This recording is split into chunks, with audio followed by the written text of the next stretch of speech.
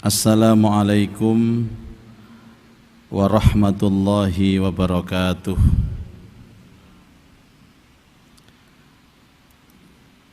Bismillahirrahmanirrahim. Alhamdulillahi rabbil alamin. Wassalatu wassalamu ala ashrafil anbiya'i wal mursalin Sayyidina wa maulana Muhammadin wa ala alihi wa sahbihi ajma'in. Asyhadu an la ilaha illallah wa asyhadu anna Muhammadan abduhu wa rasuluh.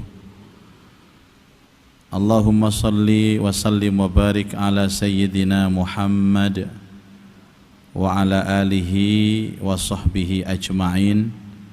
Subhanaka la ilma lana illa ma 'allamtana innaka antal alimul hakim. Rabbi shrah li sadri wa yassir li amri wahlul 'uqdatam min lisani yafqahu qawli, amma ba'du. Ma'asyiral muslimin wal muslimat, hadirin wal hadirat, Bapak Ibu jamaah salat maghrib Masjid Nasional Al-Akbar Surabaya, serta semua pemirsa dimanapun Anda berada, rahimakumullah. Alhamdulillah wa syukurillah, malam hari ini kita diizinkan Allah untuk bersama-sama berada di majelis yang insya Allah mubarak, majelis ilmu. Baru saja kita melaksanakan sholat maghrib berjamaah dan kita lanjutkan sampai nanti isya mengaji kitab Nasaihul Ibad, kitab tentang nasihat-nasihat sebagai penyejuk hati para hamba. Mudah-mudahan apa yang kita lakukan malam hari ini semua menjadi amalan yang diterima oleh Allah Subhanahu wa ta'ala, dapat menghapus dosa-dosa kita dan membuka pintu berkah dan rahmat Allah dalam hidup kita. Kita berdoa mudah-mudahan berkah majelis ini kita semua diberikan sehat wal afiat, zahiran wa batinan, sehat jasmani, sehat rohani. Mudah-mudahan diberikan kemudahan atas semua urusan, dikabulkan atas semua hajat. Mudah-mudahan kita tambah umur, tambah istiqomah, dan kapanpun kita menghadap kepada Allah benar-benar membawa husnal khotimah. Al-Fatihah. A'udzubillahi minasyaitonirrajim. Bismillahirrahmanirrahim. Alhamdulillah rabbil alamin. Ar-Rahmanir-Rahim. Maliki yaumiddin. Iyyaka na'budu wa iyyaka nasta'in. Ihdinas siratal mustaqim. Siratal ladzina an'amta 'alaihim ghairil maghdubi 'alaihim waladdallin. Amin. Enggak apa-apa di sini, Pak, enggak apa-apa. Ibu-ibu enggak ada yang mau maju. Ibu-ibu itu sering minta tempat, dikasih tempat enggak mau. Baik, kita akan melanjutkan pelajaran yang ke-22. Masih bab 2, pelajaran atau maqalah yang ke-22. Bismillahirrahmanirrahim. Wal maqalatus tsaniyatu wal ishrun, dan maqalah yang ke-22. Kila diucapkan, man kana bit ta'ati indallahi qariban kana bainan nasi ghariban. Man kana, barang siapa, bit ta'ati, melaksanakan ketaatan, indallahi qariban, maka dia akan semakin dekat kepada Allah. Barang siapa yang taat menjalankan perintah, maka dia pasti akan dekat dengan Allah. Itu sudah otomatis, Bapak Ibu. Jadi kalau kepingin tahu bagaimana caranya dekat kepada Allah, taat, tidak ada cara lain. Kalau logika kita, bagaimana caranya Bapak Ibu lebih dekat dengan saya? Ikut ngaji. Kalau ngaji bertanya, apal kula. Wis melok ngaji ini rutin, anggar ngaji takon ae, apal kula.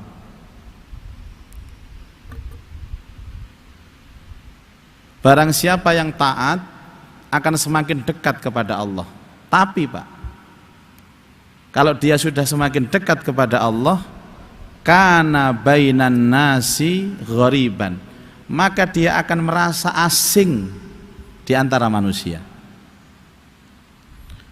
Orang yang taat akan dekat dengan Allah, dan orang yang dekat dengan Allah akan asing dengan manusia, Pak. Ini secara otomatis begitu. Jadi orang itu yang benar-benar taat kepada Allah sampai dia dekat kepada Allah itu, mau bergaul dengan manusia sembarangan itu nggak enak hatinya. Ya sekedarnya gitu loh Pak. Kan biasanya di kampung itu kan kalau ada orang punya gawe itu kan ada istilah melekan. Teng jenengan nggih tase enten melek-melekan ngoten niku Pak. Nek melekan niku napa deres Quran, napa zikir, napa ngeten iki? Atau mungkin nggak pakai begini tapi ngobrol ngalor ngidul gak anu. Dia datang Pak kepada manusia karena tetangga dia datang. Tapi risih gitu loh Pak. Kok gak enak hatiku gitu. Dan waktunya tahajud misalkan sampai jam 1 biasanya dia harus bangun, gak enak semua. Makanya dia bergaul dengan manusia sekedarnya saja. Sosialnya sekedarnya saja. Kita ini kan sok toleransi kepada tetangga. Ya, berjiwa nasionalisme. Akhirnya nonggo gak mulai-mulai. Dan mengorbankan kewajiban kita kepada Allah. Dan pada akhirnya Bapak Ibu, dia tidak akan pernah sibuk dengan urusan manusia. Nyambut gawe yo sak tepake, selesai kerja pulang, ibadah wis gak atik lian-liane. Dia itu kalau punya handphone sekedar hanya untuk komunikasi secukupnya, ndak untuk yang lain-lain. Dan orang seperti ini yakin tenang Bapak Ibu, yakin tenang. Saya ulang kembali, barang siapa yang taat kepada Allah, maka dia akan dekat dengan Allah. Dan barang siapa yang sudah dekat dengan Allah, maka dia akan terasa asing dengan sesama manusia.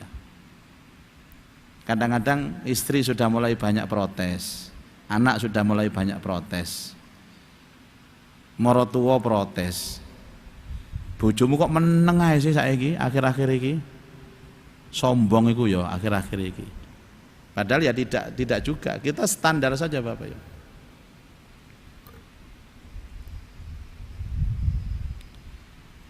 Apa maksudnya? Aiman istaknasa, barang siapa yang menikmati taat kepada Allah. Bistighali taatillahi ta'ala, dengan menyibukkan taat kepada Allah. Saya membaca kitab namanya Kitab Al-Adhkar Pak, karangannya Imam An-Nawawi. Di dalam beberapa majelis saya baca. Kitab Al-Adhkar itu isinya itu zikir-zikir Rasulullah. Mulai bangun tidur sampai tidur lagi. Ini Pak Yahya juga ikut ngaji di majelis yang lain, ada zikir itu. Salah satu contoh, Nabi itu setiap setelah subuh, selain baca zikir wajib setelah sholat, Nabi itu baca La ilaha illallah wahdahu la syarikalah, lahul mulku wa lahul hamdu wa huwa ala kulli syai'in qadir. Berapa kali? 100 kali. Ditambah subhanallahi wa bihamdi berapa kali? 100 kali. Ditambah lagi al-ikhlas 3 kali, al-falak 3 kali, an-nas 3 kali. Ayat kursi sampai 3 ayat terakhir surat Al-Baqarah.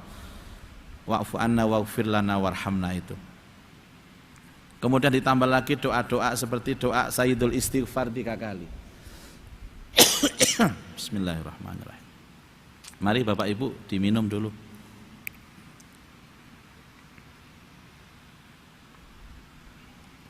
Kula ngengken ngombe ngeten niki supaya nek kula ngombe ijen mboten didelok. Kula sering ngombe ijen didelok ya mek jamaah. Akhirnya keselek kula. Bismillahirrahmanirrahim.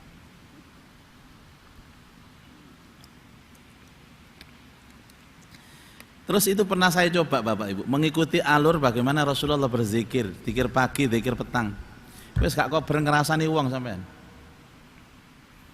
Gak kober ndelok handphone.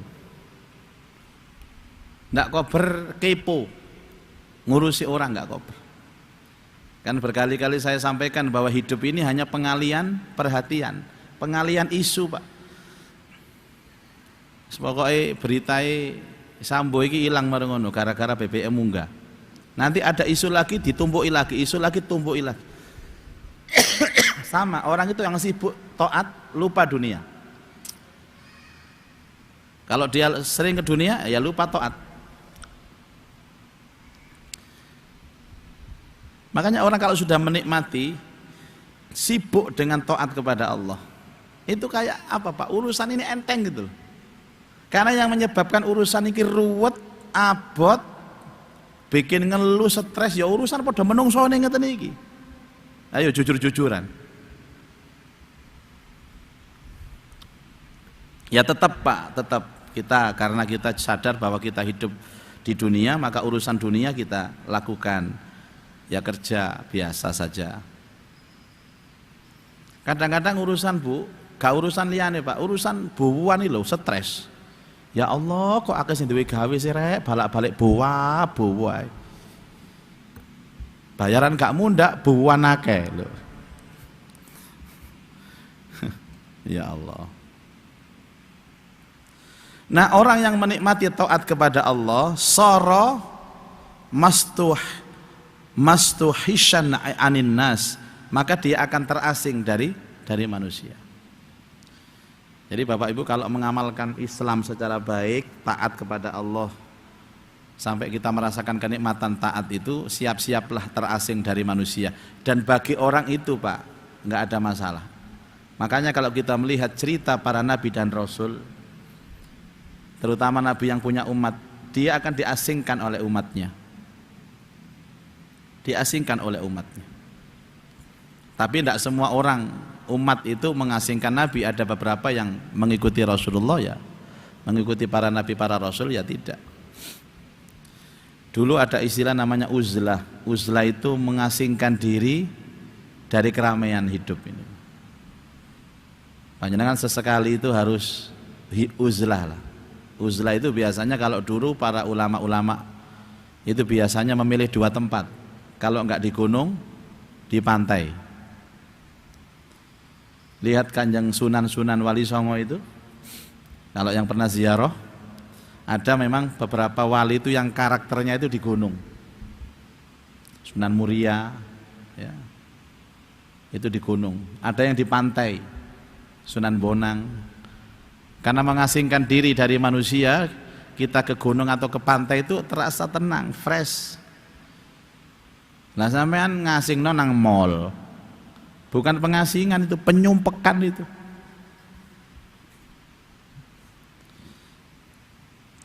Makanya ada satu hadis Nabi SAW dawuh,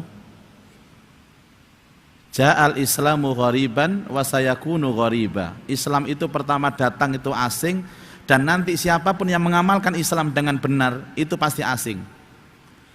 Dan kalimat asing itu biasanya muncul dari orang-orang terdekat kita dengan satu kata, sok alim kon iki, ekstrim kon iki, radikal kon iki. Padahal dhek gak ero radikal iku apa gak ero.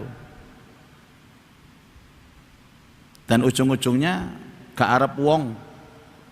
Padahal kita sudah baik Bapak Ibu. Jadi kita berjalan subuh ke masjid saja itu didelok uang itu gak enak kabeh rasanya orang melihat itu.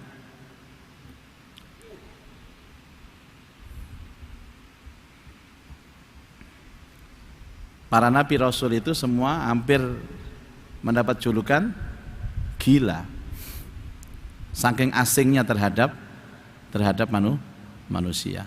Ada cerita Bapak Ibu. Jadi dulu ada namanya Pak Imron. Pak Imron ini punya anak namanya Maryam. Pak Imron ini punya istri namanya Hannah. Pak Imron ini punya adik namanya Zakaria. Zakaria punya anak namanya Yahya. Sudah tahu yang saya maksud Pak Imron ini siapa? Imron punya istri Hannah, Hannah punya anak Maryam, Maryam punya anak namanya Isa, punya adik namanya Zakaria, Zakaria punya anak namanya Yahya. Inilah namanya keluarga Imron. Keluarga Imron itu bahasa Qur'annya namanya Ali Imron. Oh, lagi dong iki ya apa iki? Dikira Imron iku sapa? Tangga sampean. Mboten. Mereka ini keluarga ulama Bapak Ibu. Di samping keluarga ulama, mereka ini keluarga tukang kayu. Jadi pembuat kursi dari kayu, pembuat lemari dari kayu, itu keluarga Zakaria. Tapi yang jadi nabi itu siapa nanti? Zakaria, Yahya, dan Isa. Maryam jadi orang top tapi bukan nabi. Ketika Hannah ini hamil Bapak Ibu, Hannah ini hamil, dia bernazar, ya Allah kalau anak saya lahir dan saya kepingin anak saya lahir laki-laki, maka akan aku serahkan anakku ini kepadamu dan aku akan asingkan dari manusia. Dia akan aku suruh untuk berada di tempatmu yang suci untuk merawat rumahmu. Dulu namanya Baitul Maqdis. Ternyata lahirnya bukan laki-laki Pak, lahirnya perempuan. Ya rotok kecewa jane, waduh sing dikarepno lanang sing lahir wedok. Cuman kekecewaannya bukan kecewaan yang sangat besar, mendalam sehingga sampai komplain, protes nang Allah. Ya Allah, wong kula niki njaluk anak lanang kok jenengan paringi anak wedok. Dan memang beda Bapak Ibu, laki-laki sama perempuan beda. Walaisa dzakaru kal unsa. Wa inni samaituha Maryam, dan aku berikan dia namanya Maryam. Tapi sudah nazar Bapak Ibu, akhirnya malam Maryam yang bayi ini disayembarakan, siapa yang ngeramut ini? Ternyata sayembaranya yang dapat itu Nabi Zakaria. Diasingkan dari masyarakat di satu tempat pengasingan, ditutupi dengan kain karena dia perempuan Pak. Lah tempat pengasingan yang ditutupi kain ini namanya mihrab. Apa? Mihrab. Makanya mihrab itu tempat untuk pengasingan. Sering diistilahkan seperti mihrabnya masjid ini. Makanya setiap masjid itu ada kayak muncung ke depan begini itu, yang di situ cuma imamnya. Dia hanya sendiri yang di situ. Tidak boleh ada orang masuk ke situ kecuali imamnya. Namanya mihrab. Ditaruhlah Maryam itu di dalam mihrab itu. Sampai sekarang mihrab itu ada. Alhamdulillah saya 4 kali sudah masuk ke mihrab. Namanya mihrab Maryam. Mihrab Maryam, Masya Allah. Di mana? Di sebelahnya Baitul Maqdis. Bapak Ibu, ayo ke sana sama saya. Saya antar nanti. Gratis Ustaz kok. Gratis ngawur sampean nguyu ae bayar kok gratis. Disitulah Allah memberikan mukjizat. Makanya orang yang menyendiri itu pasti banyak mukjizat. Falamma dakhala 'alaiha Zakaria al-mihrab, maka tatkala Zakaria itu masuk ke dalam mihrab ini, mihrab itu tempat pengasingan tadi, wajada indaha rizqa, selalu ada makanan Pak. Maksudnya Zakaria itu mau mengantar makanan, ngerangsum makanan, sampai di dalam sana itu selalu ada makanan. Dan makanan yang di dalam mihrabnya Maryam ini lebih lengkap menunya daripada makanan yang dibawa Zakaria. Kaget Zakaria. Setiap kali masuk sudah ada makanan. Kaget. Tanya, "Nduk, teko sapa iki?" Tanyanya bahasa Arab. Wajada indaha rizqa. Qala ya Maryamu anna laki hadza? Tekon nduk iki nduk. Dari mana makanan ini? Jawabane, qalat min indillah. Ini dari Allah. Luar biasa. Makanya banyak orang yang menyepi itu diberikan ilham dari Allah. Tapi ya, kalau menyepi Bapak Ibu ya harus kuat. Niatnya sudah kuat, caranya juga bagus. Jangan-jangan kok sama nyepi-nyepi akhirnya kenal ambek jin sampean kok. Tambah belain kok tambah. Kadang-kadang kita itu sesekali Bapak Ibu harus menyendiri, uzlah, kholwat istilah orang dulu. Dan hampir wali-wali dulu, ulama-ulama dulu itu ya melakukan hal yang sama. Biasanya sampai ada yang 1 bulan, ada yang 3 bulan, kemudian ada yang sampai 6 bulan, ada yang 1 tahun.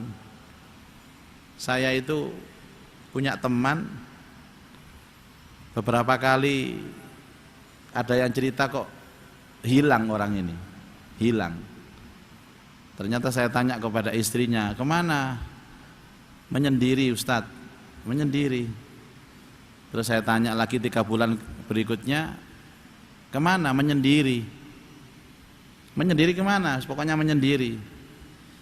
Ternyata sampai 1 tahun, baru tahu saya jawabannya, Pak. Menyendiri kemana? Ke Medaeng.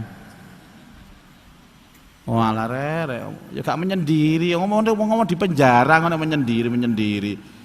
Itu kan seolah-olah dia walinya Allah, kemudian seperti ini, mengasingkan diri dari manusia. Allah, di penjara.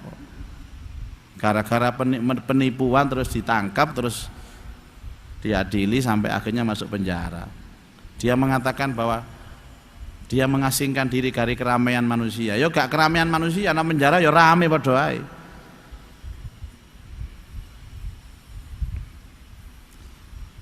Wal maqalatus salisatu wal ishrun. Adapun maqalah yang ke-23, kila diucapkan harakatut ta'ati dalilul ma'rifah kama inna harakatal jismi dalilul hayat. Harakatut ta'ah, pergerakan ketaatan, dalilul ma'rifah, itu menunjukkan dia makrifat kepada Allah. Jadi Bapak Ibu kalau ada orang tanya, Pak, apa tandanya orang yang mengenal Allah itu apa, Pak? Dalilnya orangnya, tandanya orang yang makrifat kepada Allah itu apa, Pak? Taat. Taat. Saya mendelok ibadai. Dan dia istiqomah, maka orang itu semakin taat menunjukkan dia makrifat kepada Allah. Sekarang ada orang mengaku makrifat tapi gak sholat subuh. Dari mana Bapak Ibu? Dari mana? Dan makrifat ini bukan akon-akon, bukan pengakuan Pak, tapi makrifat ini kan anugerah dari Allah, dari ketaatan yang sudah kita bangun. Makanya saya sering mengatakan Bapak Ibu, sudahlah, tidak usah mikir yang macam-macam. Diperintah apapun taati. Ngerti nggak ngerti taat, faham nggak faham taat. Karena di antara kita itu tidak ada yang tahu tentang ilmu, tidak ada Pak. Apa hakikat sholat itu? Tidak ada hakikat sholat. Hakikat sholat itu kita mau sholat, selesai. Ada orang itu mengatakan begini, Pak, saya tidak mau sholat Pak, sampai saya tahu apa sebenarnya hakikat sholat itu. Akhirnya sampai tuwek gak sholat-sholat, kamu gak paham-paham. Kalau diperintah, jalani. Dan biarlah Allah yang mengajari kita dalam perjalanan itu. Biarlah Allah. Banyak Bapak Ibu orang khusyuk tapi gak ngerti sini sholatku wakeh. Dan banyak pula orang yang paham sholat, ngerti maknanya doa-doa sholat tapi gak khusyuk yo akeh. Ada beda Bapak Ibu. Ada ilmu khusyuk, ada khusyuk. Beda ya Pak ya. Ada ilmu khusyuk, ada khusyuk. Kalau ilmu khusyuk itu bisa dicapai dengan teori. Ada ilmunya Pak. Bahkan ada pelatihannya. Bahkan akhir-akhir pelatihan khusyuk itu bayar loh Pak. Gak murah loh bayarnya khusyuk itu. Tapi tanya pada mereka yang telah mengikuti pelatihan sholat khusyuk, apa sudah khusyuk? Ya belum tentu. Tapi ada orang yang tidak pernah belajar khusyuk, tidak tahu teori khusyuk, yang tidak paham isinya doa dalam sholat, tapi rutin terus subuh ya sholat jamaah, zuhur sholat, asar sholat. Terus ditanya, Mbah, panjenengan iki kok khusyuk ngoten napa nggih? Ngerti arti ini? Mboten. Ngerti fadilah ya, Mbah? Fadilah niku tiyang pundi, Nak? Almarhum mbah kita sini itu Mbah Marzuki itu Masya Allah, saya bersaksi dia itu orang baik Bapak Ibu. Dia itu tidak pernah meninggalkan jamaah, tidak pernah meninggalkan tahajud, tidak pernah meninggalkan duha, tidak pernah meninggalkan tasbih setiap hari sampai meninggal dunia di sini. Tanya tahajud itu fadilahnya apa? Tanya tahajud itu hakikatnya nggak tahu apa-apa. Ya saya kalah Pak dengan beliau. Padahal saya tahu Pak tahajud itu apa, tapi tahu saja tidak menjamin dia kemudian merasakan nikmatnya ibadah. Tahu saja tidak menjamin dia merasakan nikmatnya dan lezatnya iman. Makanya solusinya cuma taat. Beliau itu mengatakan begini Bapak Ibu, kula niki Ustadz mboten ngerti napa-napa. Kula niki SD gak lulus. Nggih.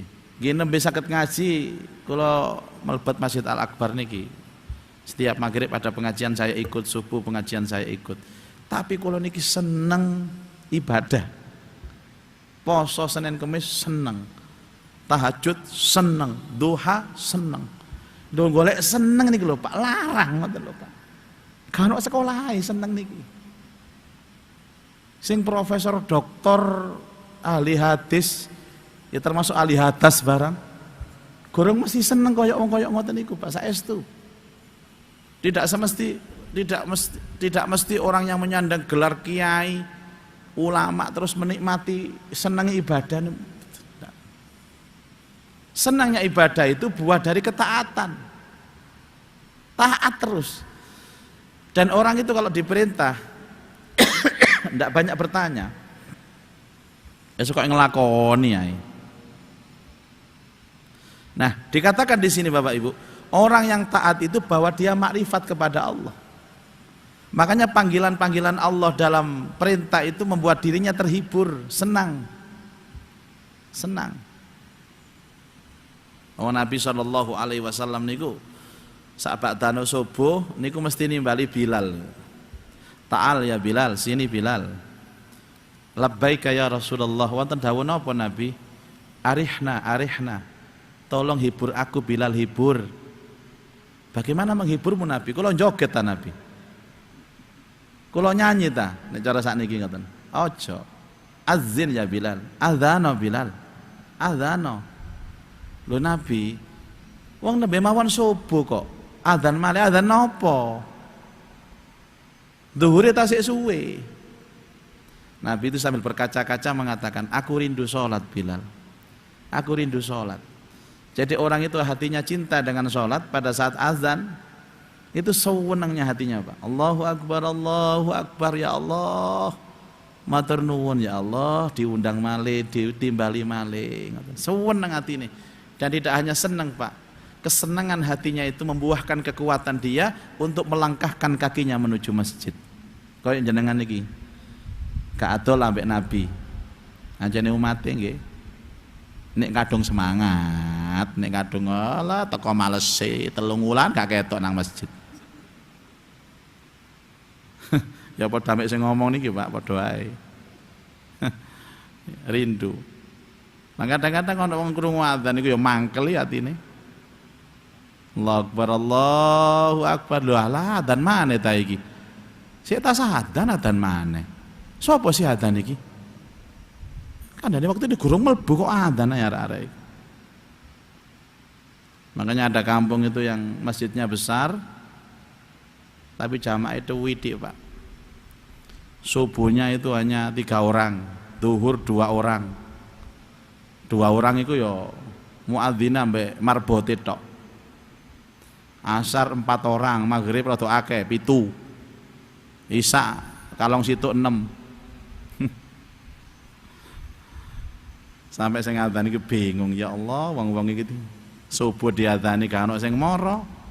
Zuhur asar diadzani gak ono sing mara, maghrib isya diadzani gak ono sing mara. Wis ngene tak coba meneh adzan jam 10 isuk ae aku. Tak adzan jam 10 isuk ae. Stres muadzinnya, Pak. Makanya jam 10 pagi adzan dia. Allahu Akbar, sak kampung mara kabeh. Muadzin gendeng kon niku ya. Ngeluruk nang masjid kabeh. Digendeng-gendeng muadzine, Pak. Akhirnya muadzine jawab nyantai. Kok niku gendeng jam 10 adzan ngono niku. Ngeten lho Pak, jare muadzine. Kula niki subuh adzan sampean gak moro. Zuhur asar adzan gak moro sampean. Kapanane kula magrib isya ya gak teko sampean. Saiki aku adzan jam 10 esuk sampean moro, sing gendeng sampean tak kula. Jare wong kampung gendeng kabeh. Astagfirullah.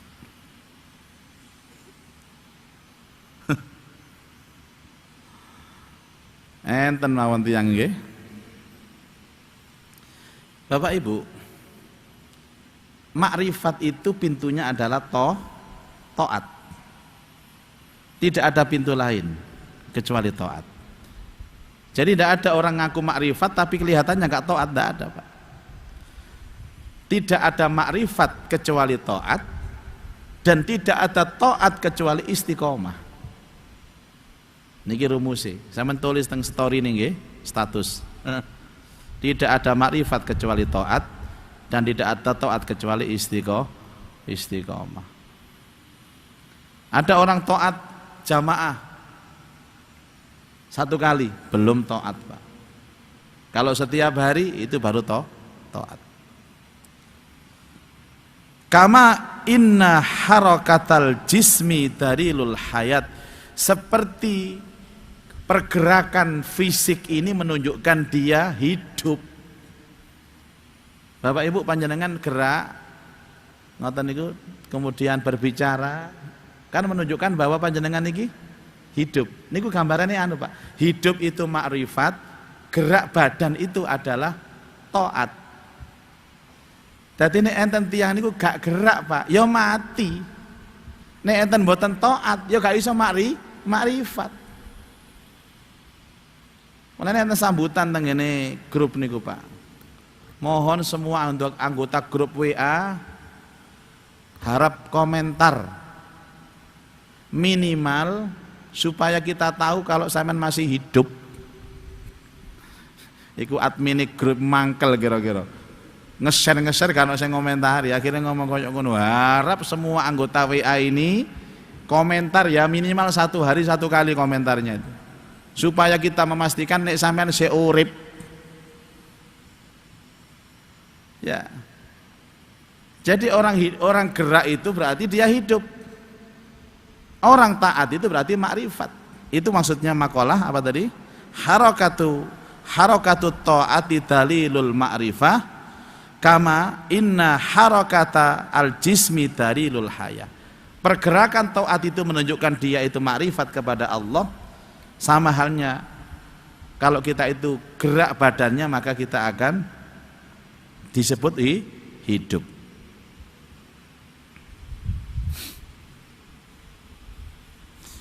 Wal makna, adapun maknanya anna ityanul abdi at-ta'ata lillahi ta'ala. Sesungguhnya seorang hamba yang mendatangi taat, yang melakukan ketaatan, alamatun ala ma'rifatihillahi ta'ala, itu tanda bahwa dia telah makrifat kepada Allah.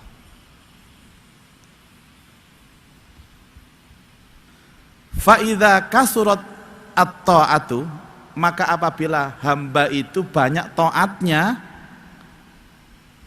kasuratil ma'rifah, maka makrifatnya semakin banyak. Jadi tingkat makrifat seorang hamba itu ditentukan dengan bagaimana sedikit banyaknya dia taat. Makanya kan ada istilah dalam bahasa agama itu apa, Bu? Mujahadah. Mujahadah itu apa, Pak? Bersungguh-sungguh. Bersungguh-sungguh itu tanda ketaatan, Pak. Enten loh tiang niku taat, Pak, tapi ya biasa-biasa. Dia ambil level yang paling bawah. Dia sholat wajib saja tidak pernah mengejarkan sholat sunnah. Nah ditakoni ini, sampean kok sholat wajib tok Mas, gak ada sholat sunnah? Ya lumayan rek timbang gak blas. Jawabane ngono iku. Wonge teko iki. Sing jawab ngono iku teko. Padahal dia punya sholat sunnah.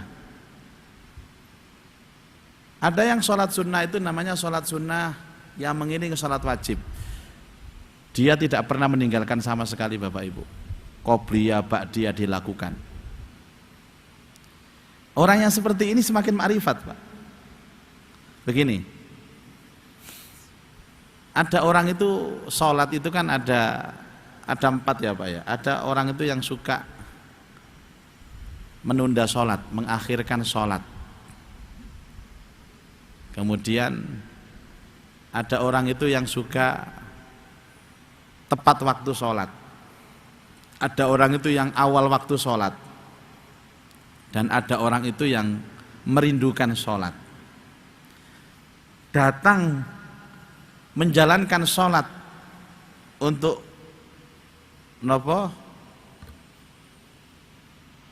merespon panggilan Allah itu menunjukkan makrifatnya kepada Allah. Wis mboten angel-angel Bapak Ibu.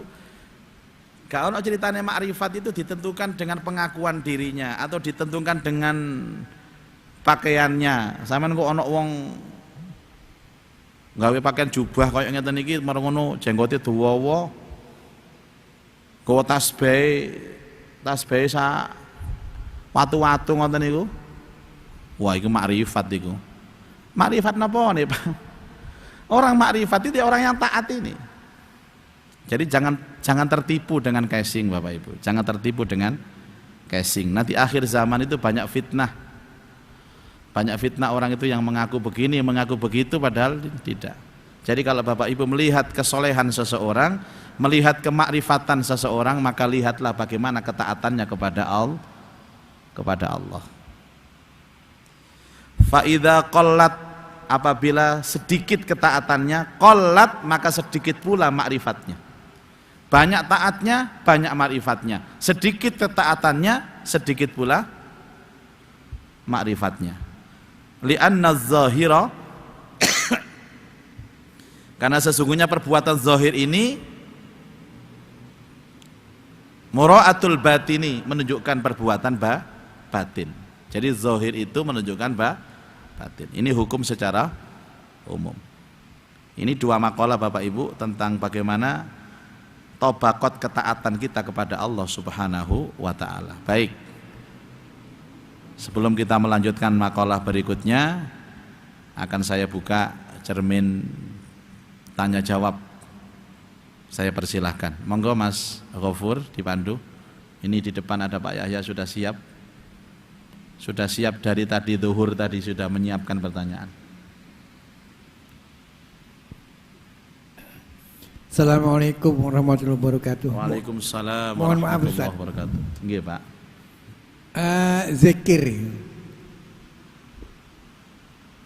Sholat itu kan sebenarnya zikir Ustaz. Nggih. Kalau kita laksanakan sholat wajib dan sholat sunnah itu ada 50 rakaat.